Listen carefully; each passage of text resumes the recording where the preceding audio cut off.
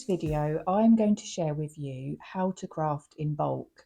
So at some point in a crafter's journey, they usually want to start creating products in bulk to increase their profit margins and to scale their businesses. So in this video, I'm going to share with you some of my top tips for how to produce in bulk, how to manage your time as well, so that you can maximize your time and create as many products as possible to hopefully get those big quantity orders. Maybe you want to wholesale your products. If you're wholesaling, you really need to streamline your process and make the most of your time. So I hope you enjoy it, and let's get started.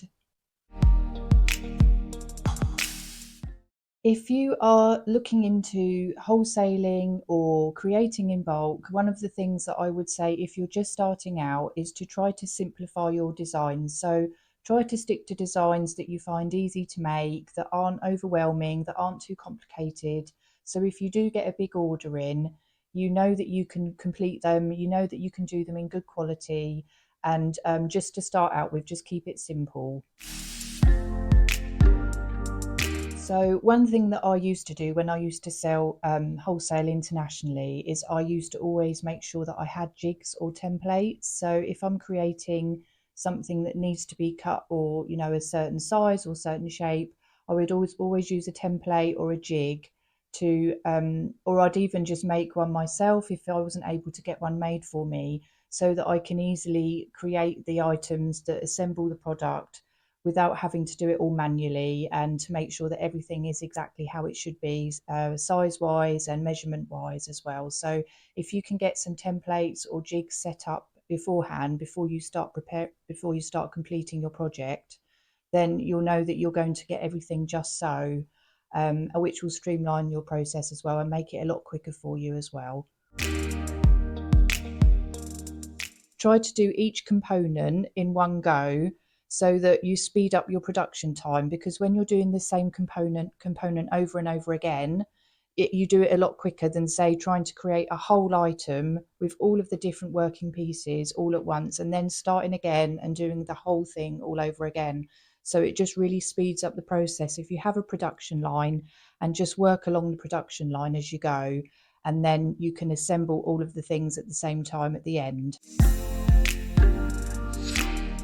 So this is what I did when I first started to get big, huge orders for international wholesale. I got my friends involved to start with, just to do the initial order. I was really lucky that I had friends to support me and family, and they all helped me to create this first big order. And then as I got more and more of the larger orders, then I used to start employing people to help me to process the orders and do the production side.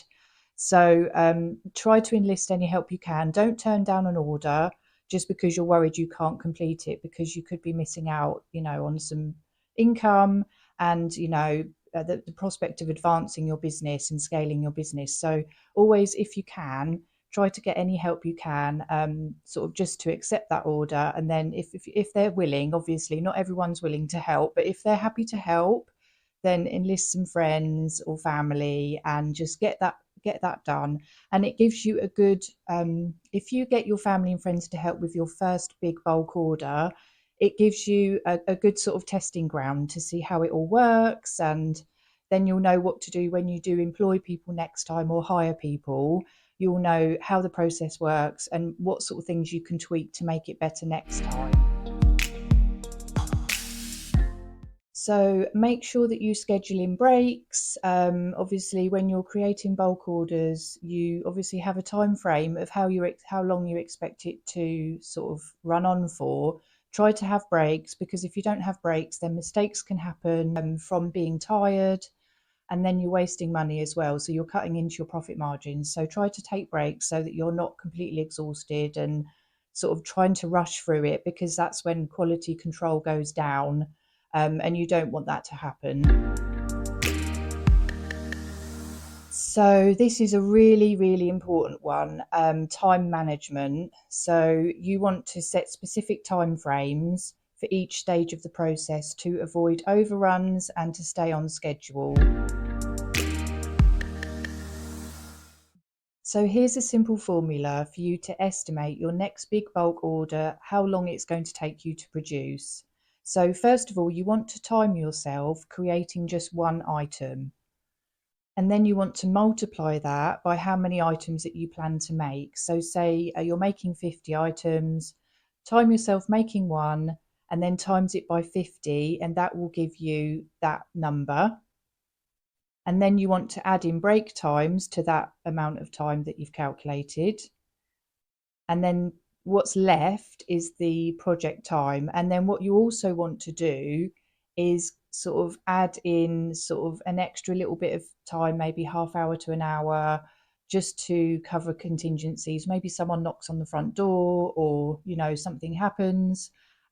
So to add in a little bit of extra time as well, because it's really important to measure how much time it takes you to create your products, because that needs to be worked into your costs and your quotes. So for wholesaling, first of all, you need to calculate your costs. Ensure that your selling price covers your material costs and your labour, so your time, or the time that you're having to pay other people to help you with the order. And you also need to ensure that you're making a profit on top. So I always used to factor in a design fee as well, which is a fee that I add on as a buffer to ensure profitability. And that sort of went up over time, my design fee, depending on how much experience I'd gained, how much knowledge, how much skill. So you can add in a design fee that doesn't need to be disclosed to who your customer is. That's something that you can add in. So you always need to make sure that you're making sure you're covering making profit, and your time, the time it takes you to create the order, and also a little bit of a margin as well, which is what I call my design fee. So for wholesaling, first of all, you need to calculate your costs. With wholesale, it's so important to ensure that you make sure quality is kept at an absolute high. Quality control is something that I'm really fastidious about, because if you're wholesaling to a brand, like a big well-known brand or a local boutique even, you want to make sure the quality is really good, because it's your products and you want to get more orders. So ensuring that you keep a close eye on the quality, especially if you're hiring people to work for you to produce your items, you really need to ensure that the quality is there. If you're using a production partner or a manufacturing partner, keep getting samples regularly to ensure that the quality hasn't gone down. Really try not to cut corners on materials as well. And when you start to get bulk orders, you'll be able to actually get your materials at a lower cost because you're buying in bulk. So, quality is so important, and it does help to get you those repeat customers and those clients that give you lovely feedback and testimonials. And then it just keeps on getting you more of those clients. So, quality is definitely super important. So, as I mentioned, you may want to hire out staff or labour, people to cover you for the production side of your big orders as they come through. Consider outsourcing your labour intensive tasks, so the tasks that take you away from being the CEO of your business. As you start to scale your business, your time becomes much more valuable. So, as and when you start to get more and more sort of bigger orders coming through, that's when you want to really think about hiring out for the production of your orders. Even things like, if you're just starting out and you create printed products, get that done by a professional printing company rather than trying to do it at home. The quality will be better. It will save you a ton of time, a ton of stress. And most printing companies nowadays do offer a full refund or a full reprint if anything goes wrong. So, and you can actually have very good quality print done on even smaller runs. So you don't have to have a great big order to have quality printing done for you nowadays. It's so much easier to access printing for much smaller runs of print. So bear that in mind as well. Try to outsource as much as you can. As your business starts to generate more and more big orders, you're going to really want to start thinking about outsourcing. I know it can be stressful and a lot of research is involved, a lot of thinking, a lot of planning, but it is so worth it to free up your time to work on your marketing, maybe look into doing some advertising to get even more orders coming in. So you want to make sure that you are setting a minimum order quantity with your wholesale clients, because like I said, when you're getting multiple orders and your orders start to get sort of bigger and bigger, your production time can actually go down, because then you can start hiring out staff, you can start creating the same things over and over again, which speeds you up if you are creating your own products. So when you start to get sort of the bigger orders, try to make sure you have a minimum order. So say for instance, someone orders just 10 of your items, it's still going to take you a lot of time to prepare all the materials to make sure you've got everything you need and to create it. And sometimes it just isn't worth it. So, especially if you're creating something that's custom designed for that particular customer, then I would have an absolute minimum if it's wholesale of 50 items. It's entirely up to you, but especially if you're creating custom products, you really do need to have a minimum quantity, because obviously you're ordering in different materials possibly. So, the more materials you buy at a time, then the lower you can pay for them because you're buying them in bulk as well. So make sure you have a minimum order quantity with your wholesale clients.